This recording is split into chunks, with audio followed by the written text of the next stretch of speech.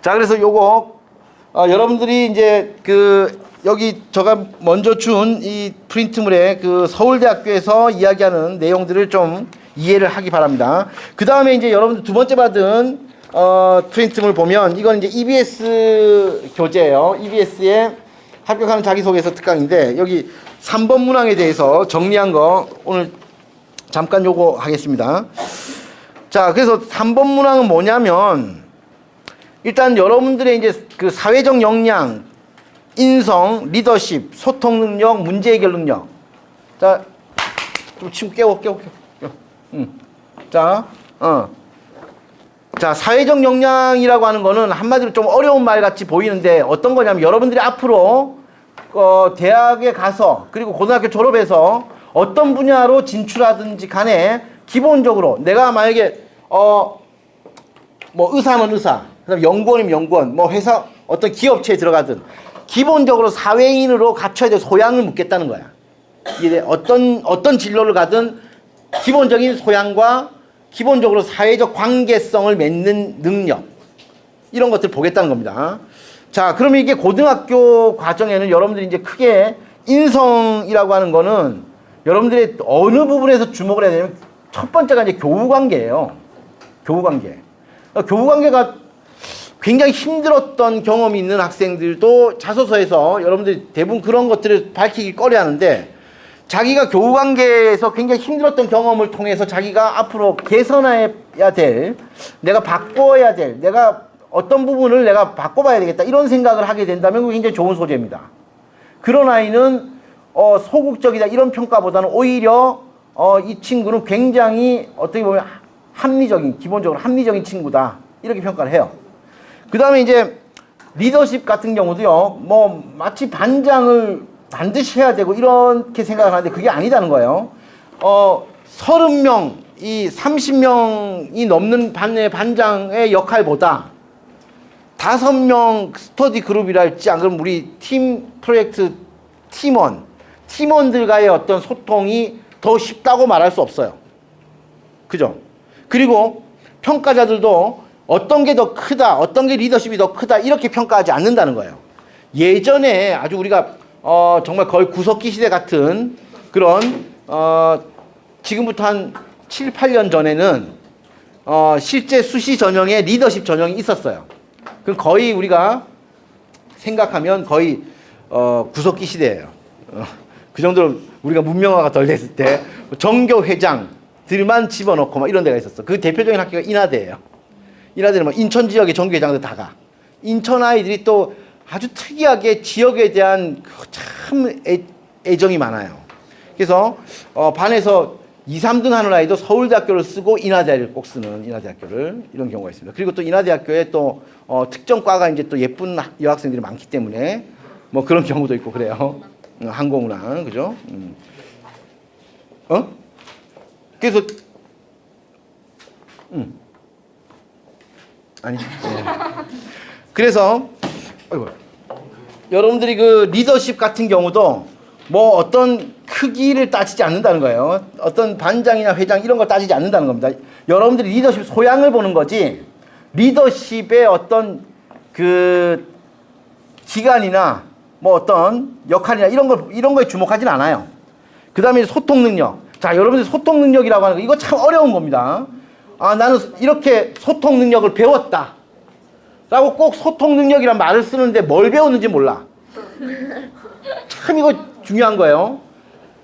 여러분 맨날 이 소통 능력만큼 우리 사이 소통이 안 돼. 이것만큼 추상적인 것도 없어요. 소통이라고 그러면 뭐 우리 그냥 의사소통, 우리가 서로 대화하는 것 이렇게 이제 구체적으로 우리가 생각을 하고 있지만 왜 그거를 구체적인 어떤 사실로 기술을 못하는지 모르겠어. 그래서 이런 거야 대부분. 친구와의 어떤 갈등이 있었는데 나는 그때 정말 소통이 정말 중요하다는 걸 느꼈다. 아니 갈등이 있으면 다 소통이야? 이거 아니잖아요. 갈등이 있으면 여기서 내가 만약 이런 겁니다. 대화를 나는 한다고 했는데 그게 왜 그 친구는 나를 이해를 못할까? 이러면 결국은 자기가 대화를 뭔가 잘못했거나 그 친구가 대화하는 자세가 안 돼 있거나 이걸 콕 집어서 말을 해야 될 거 아니야. 근데 우리는 소통이 안 됐다. 이건 거의 지금 무슨 말인지 몰라요, 거의. 그죠? 그러니까 이런 말에 주의해야 됩니다. 이런 말에. 그래서 여러분들이 이런 것들을 그냥 단어 그 자체를 그냥 쓰는 건 별로 의미가 없다는 거예요. 읽는 사람이 아, 이 친구는 소통 능력이 있구나라고 알 수 있게끔 써야 된다는 거예요. 나는 소통 능력을 배웠다라고 아무리 100번 이야기해도 이거는 별 효과가 없다는 겁니다. 그럼 정말 대화할 때 쉽게 말해서 이거예요.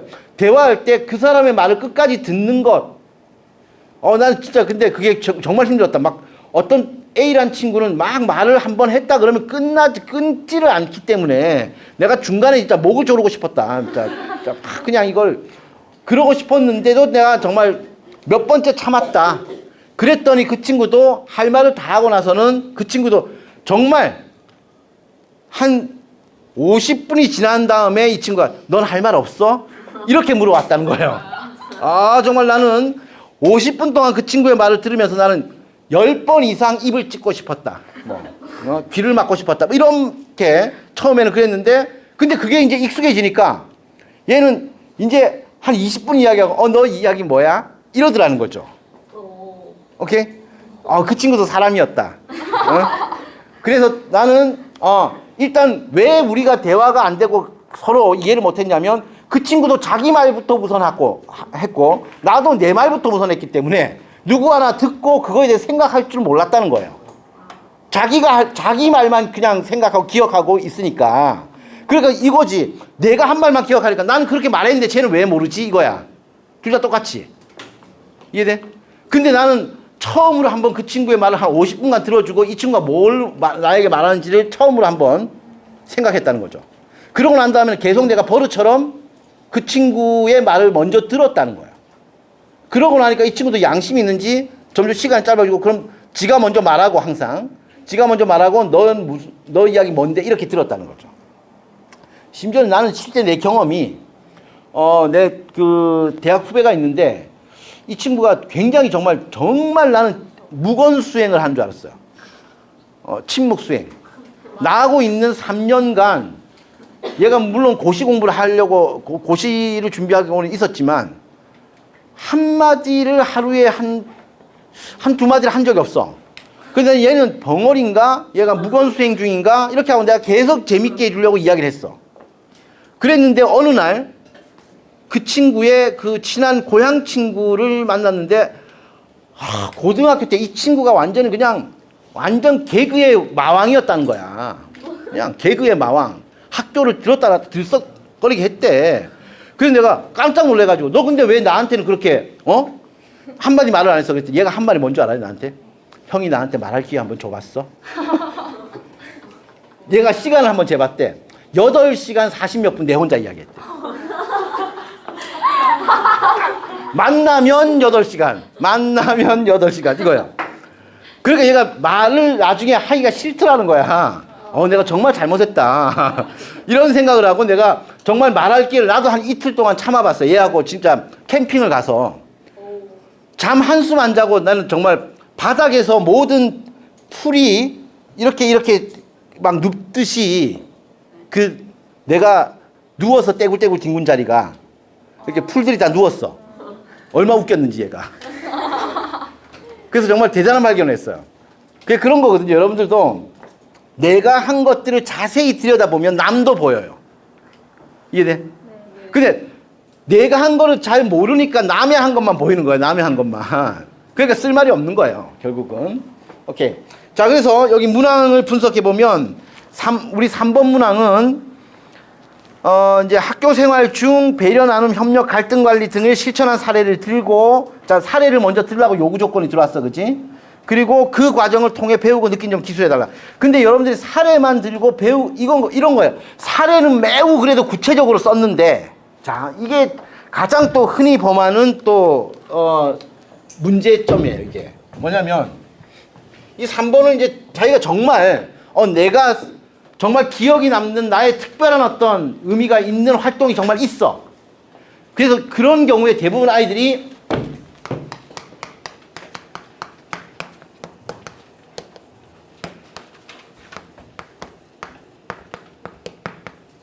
이 사례에 대해서는 구체적으로 재밌게 굉장히 진술이 가능합니다. 아주 재밌게. 아까 제가 말했던 것처럼 알고 봤더니 나도 내 먼저 말하고 걔도 먼저 말하려고 막 하는 거였다 이거야. 그렇게 나오는데 그렇게 사례에 대해서는 굉장히 구체적이고 아주 재밌게 진술이 되는데 그걸로부터 배우고 느낀 점.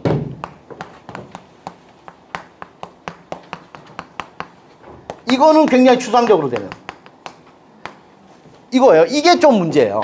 아까처럼 그렇게 그런 좋은 경험이 있으면 꼭 그런 애들이 그래서 나는 그때 나는 비로소 소통의 중요성을 알았다. 이러면 안 된다는 거예요. 이러면 그때 정말 우리가 대화를 하려면 타인의 말부터 먼저 듣는 자세를 배워야 된다는 생각을 했다. 랄지 내가 먼저 말한 내가 말한 것만 기억에 남는다. 결국은 타인이 말한 것을 내가 먼저 들으면 그 사람이 무슨 말을 했는지 내가 곱씹어 생각하면서 그 사람을 이해해 나가는 방식이었다. 이걸 알게 됐다. 이렇게 구체적으로 써야 된다는 거야. 이해되세요? 오케이?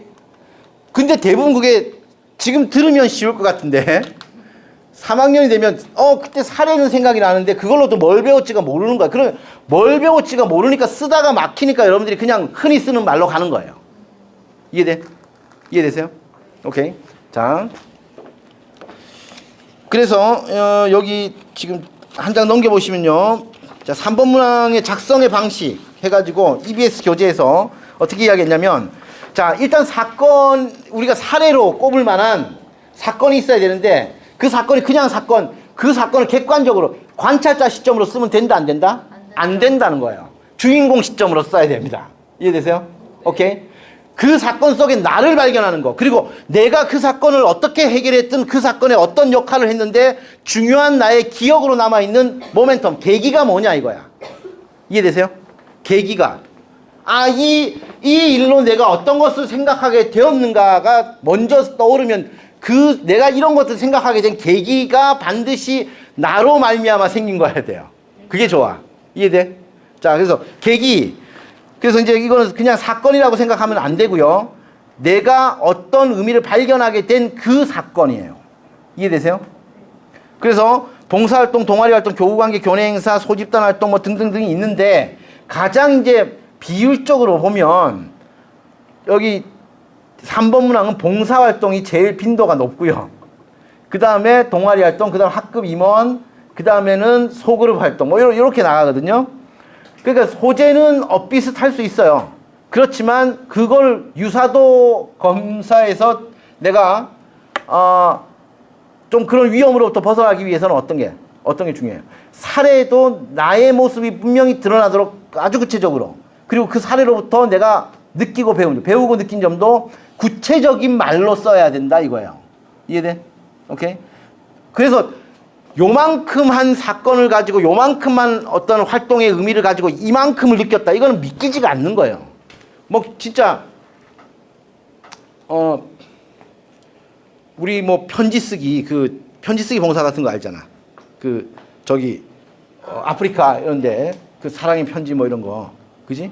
이런 거 쓰기 뭐 번역 봉사 이런 걸 하는 아이들이 주로 대부분 그거 하면서 무슨 감동이 있었겠어요. 솔직히 그거 시간 채우려고 뭐 그냥 내가 영어 좀 되니까 이거 나중에 생기면 기록되니까 이렇게 했겠죠.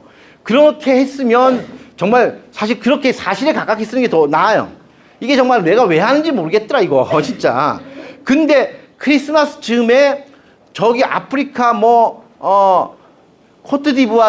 코트디부아르에 있는 심슨이라는 아이가 이렇게 정말 고맙다라고 자기가 그 정말 죽기 직전에 아사 직전에 우리나라의 어떤 분들이 후원을 해서 자기가 이렇게 튼튼해졌고 하면서 축구를 하는 그런 사진을 보내왔을 때 그것마저도 얘가 지랄하고 있네 진짜 이러면 얘는 안 좋잖아. 얘는 안 좋은 애죠. 얘는 그치?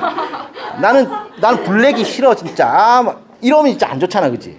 그걸 보면서는 내가 뭔가 느끼는 코트디부아르 하면은 유명한 축구선수 있죠? 누구죠? 드록바. 그죠? 드록바가 생각나는 거야. 드록바는 일개 축구 선수가 아니에요. 드록바는 코트디부아르의 정말 평화의 메신저잖아요. 그 드록바가 그 치열한 내전을 할 때 단 하루라도 우리가 전쟁을 안 했으면 좋겠다. 눈물을 흘리고 기도했더니 휴전을 했잖아요. 멋지잖아요. 그 드록바가 그 커트디부아르에 열심히 하는 게 뭡니까? 그 학교와 병원을 짓는 거죠. 그거 혹시 알아? 그냥 드록바만 좋아해. 드록바 헤딩. 그 드록바의 특징이 뭐냐면 어려운 찬스는 반드시 골로 성공시키는데 쉬운 걸 못 넣어. 그것도 내가 뭔가 트라우마가 있는 것 같아. 내가 어릴 때 축구 환경이 안 좋았다 할지, 안 그러면 어릴 때 어려운 거를 넣으면 뭐 아이스크림 줬다 할지, 뭐 이런 게 있는 것 같아요. 그래서 이제 아프리카에서 만약에 그런 봉사를 했을 때 우리가 대부분 그때 그 느낌만 가지고 이야기해야 되는데 애들이 별로 느낀 건 없으면서 나중에 배우고 느낀 점 뭐냐면 정말 나눔에는 국경이 없다고 생각합니다. 국경도 인종도 다 초월한 이런 게 우리에겐 가능하다고 생각합니다. 이걸 인류애라고 한다. 이러면 이거는 참 힘들어지는 거야, 이거는. 그쵸? 그냥 그 사진 한 장을 봤을 때 정말, 이렇게 마음이 전달되는구나. 정말 돈만 가는 건 줄 알았더니, 후원 계좌에 금액만 들어가는 건 줄 알았더니, 이 아이가 정말, 이 아이의 삶은 어때요? 우리에겐 작게 느껴진 그 돈 때문에 이 아이는 정말 한 명의 희망을 만들었구나. 정도로 이야기를 해야 되지, 구체적으로. 이걸 인류애라 한다. 뭐 인류애에 대해서, 박애 정신에 대해서 가르치려고 그러고 이러면 안 된다는 거지. 이해돼? 막 입학사정 한다는데 선생님들은 박애 정신에 대해서 생각해 보셨나요? 우리가 왜 이렇게 지금 테러 이런 것들 이걸 전부 다 우리는 지금 해결하기 위해서 박애 정신이 필요한 걸 왜 모르세요? 뭐 이런 어떤 애들은 막 호소문 쓰듯이 그렇게 하는데 그건 안 된다는 거예요. 자, 그 다음에 내면의 동기. 이건 뭐냐면 뭐 타인에 대한 배려나 자신에 대한 반성, 문제 해결에 대한 고민 요건데요. 이것도 중요해요, 사실은. 3번 항목에서는. 내가 뭐라 그랬어요? 첫 시간에 실패의 쓰라린 경험, 실패의 경험, 후회 이런 것들도 충분히 이야기할 수 있는 겁니다. 그죠? 뭐 이런 거죠. 우리가 고등학생 정도 되면 어릴 때 이제 우리가 초중학교 시절에 뭐 교우 관계에서 이게 혹시라도 이제 뭐 받았던 상처나 뭐 이런 것들이 고등학교 오면 좀 더 이제 컸으니까 이거는 자기가 스스로 치유하는 어떤 계기가 만들어진다 할지 뭐 이런 것들이 있어요. 중학교 때는 사실은 모르죠. 중학교 때는 뭐 그냥 뭐 피자 좀 뭐 좋고 이런 거 아니야, 그지? 뭐 화덕 피자 이거 화덕 피자 굉장히 유명한데 근데 입 나오고 그치? 두툼한 거 이런 거, 그지? 뭐 이게 맛있는 거 사주면 좋고 뭐 이런 건데 고등학교 오면 좀 그래도 좀 뭔가 생각하잖아요, 그죠? 낯선 사람이 이 사람이 나한테 이런 호의를 베풀 수 있는 사람이 아닌데 갑자기 막 피자 먹고 싶지? 같이 갈까? 뭐 이러면 좀 이상하네? 뭐 이런 거 느낄 나이잖아, 이게. 그죠? 그래서 이제 고등학생들의 어떤 자소서에서는 좀 이런 3번 항목 같은 경우는 이제 내면적인 어떤 자기의 변화나 자기의 어떤 치유 과정이랄지 안 그러면 후회나 반성, 성찰 이런 것들이 좀 더 좋을 수 있어요. 그리고 여러분들이 뭔가 하나를 가지고 정말 성인들만큼 내지는 굉장히 사회적 지도층만큼 느끼지를 못하거든요. 그렇잖아요. 아니 대통령이 고등학생만큼도 못 느끼면 되겠어요? 안 되잖아요. 에볼라 바이러스가 와서 이 나라 난리가 났는데 고등학생들도 참 우리는 정말 왜 이렇게 국가가 이 국민들의 삶을 이렇게 안전하게 지키도록 하는데 이렇게 정신을 바짝 차리지 않느냐. 이거 이제 참 안타까웠다. 이 정도 고등학생이 느끼는데 대통령이 요번에 좀 실수는 있었지만 좋아요, 우린. 앞으로도 좋을 거고요. 녹화중인 거 아니에요? 이거에 대해서 유언비어가 더 문제예요. 이러면 안 되는 거잖아요, 그죠? 대통령이다. 이 나라의 그 정치 지도자다. 그러면 여러분보다 훨씬 더 큰 걸 느껴야 돼요. 네. 근데 문제는 뭐냐면 여러분은 그만큼 느낄 필요는 없다는 거예요. 네. 그렇잖아요. 여러분은 에볼라 바이러스가 뭐 와가지고 막 난리가 났을 때 보건복지부 장관이 아니잖아요. 그냥 안타까울 뿐이야. 안타깝고 내가 뭘 하려고 해도 그때 뭐 할 수도 없는 거잖아. 밖에 못 나가는데. 그때 저기 죽음의 도시가 있었죠, 평택. 내가 새벽에 갔더니 진짜 새벽에 걸어다니는 사람 다 좀비 같더라고. 이거 제가 잡아먹겠지 뭐 이런 생각. 한 명도 없어 거리에. 그 정도로 그때 심했거든요. 그러니까 그런 걸 보면서 이제 정말 이게 무섭구나. 이게 정말 우리가 이런 거에 우리는 정말 또 한 명의 국민으로서 이런 거에 우리가 좀 적극적으로 협조를 해야 되겠구나. 뭐 이런 생각을 할 수 있어요. 근데 당국자 내지는 그 책임을 있는 사람, 책임지고 있는 사람만큼 느낄 수는 없는 거잖아.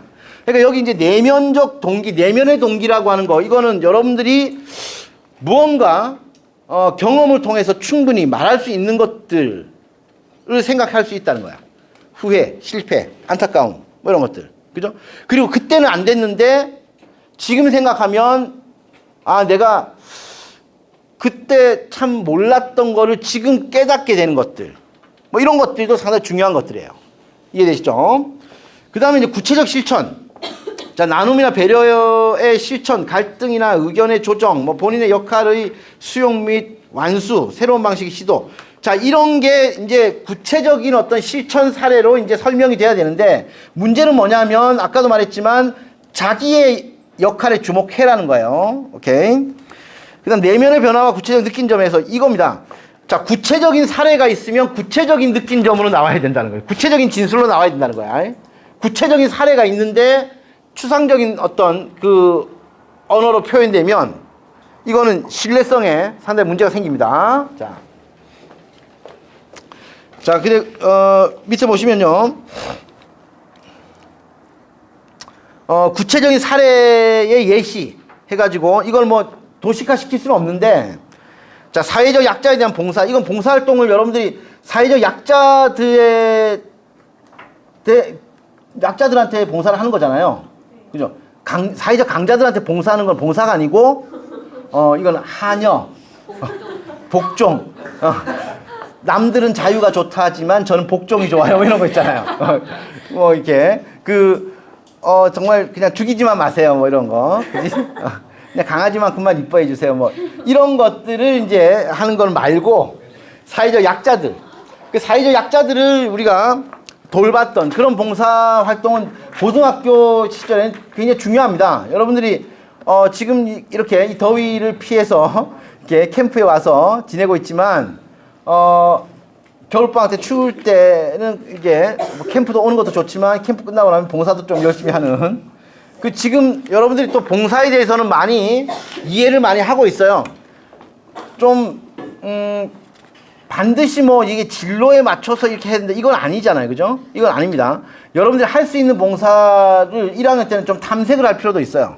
그래서 어떤 봉사들을 몇 개를 내가 경험을 해봤는데 이 봉사가 나한테는 참 그래도 편하고 가깝기도 하고 뭐 근거리에 있고 더 많은 시간을 낼 수 있고 그래서 좋다. 그런 봉사가 있으면 그거를 꾸준히 하는 게 좋아요.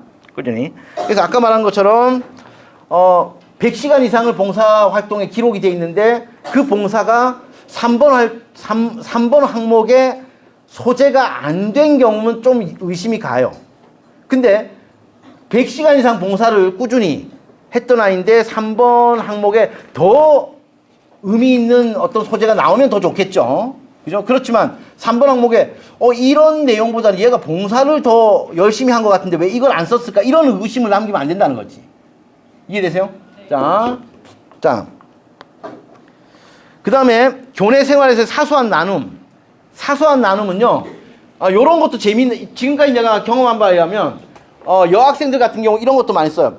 친구를 위해서 노트 필기를 해준 걸 빌려주는 거 있잖아요. 이게 어떻게 보면 정말 진짜 치사하네 진짜 이럴 수 있는데 그죠? 그게 아닐 수도 있어요. 그죠? 막 어떤 애는 그런 거예요. 어떤 애는 친구가 정말 중요한 단원을 나가는데 이렇게 사고를 당해가지고 병원에 있었는데 그 친구를 생각하면서 수업 시간 안 졸았다는 거예요. 필기를 해주려고. 근데 그 학기에 걔는 항상 4등급을 맞았어. 그 친구 때문에. 그 친구 필기만 하고 걔는 이제 너무 피곤해서 집에 가서 자고 뭐 이럴 수도 있죠. 근데 그거 자체는 좋은 소재예요. 내가 정말 그 여름 더운 날씨였는데 굉장히 중요한 어떤 수업을 나가는 과정이어서 친구가 병원에 있는 걸 알고 안타깝게 너무 생각이 들어서 정말 필기를 선생님의 농담까지 다 받아 적었다는 거야. 그래서 그 친구에게 필기한 걸 갖다 주고 또 그 친구가 시험을 준비할 수 있도록 도와준 뭐 이런 사례. 이것도 좋은 거예요. 사소한 나눔이지만 그죠? 그 다음에 저가 저번 시간에 말했죠. 우유부장. 이거 우유부장 굉장히 좋아요. 이거 그죠? 그 다음에 소집단에서의 배려 이겁니다. 이것도 참 재밌는 이야기일 수 있어요. 여러분들이 30명 정도 되는 이 학급에서는 사소한 어떤 배려를 할 게 별로 없을 수도 있어요. 그죠? 그죠? 근데 짝꿍 둘이서 막 서로 배려하고 이거는 또 이야기거리가 안 될 수도 있어요. 이거는 그렇잖아. 둘이서 나 너 좋아해 뭐 이런 거는 안 될 수도 있어요. 근데 이제 소그룹 한 대여섯 명이 여러분들이 이제 그 동아리랄지 스터디 그룹이랄지 이럴 때 참 이게 배려가 많이 나오는 게 뭐냐면 스터디 그룹 같은 경우는요. 꼭 6명이서 뭔가 큰 뜻을 가지고 우리가 큰 어떤 뜻을 가지고 뭐를 시작했는데 꼭 거기 2명은 쳐져. 꼭 그런 애 있어요. 그죠? 얼굴 보면 대충 나와. 얘가 언제쯤 쳐지겠다. 이게 대충 나와요. 대충 나오는데 그 2명 아이를 어떻게 할 거냐. 정말 냉정한 아이는 빼고 가. 이런 거, 얘는 전쟁이 나서 살 가능성이 있어요.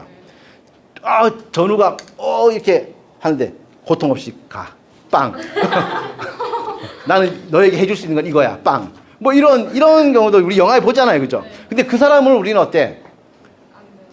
비난하지 못하는 경우도 있어요. 그죠? 뭐 적군이 막 몰려오고, 눈물을 흘리면서, 빵. 이런 경우도 있지만, 힐끗 웃으면서, 이런 경우.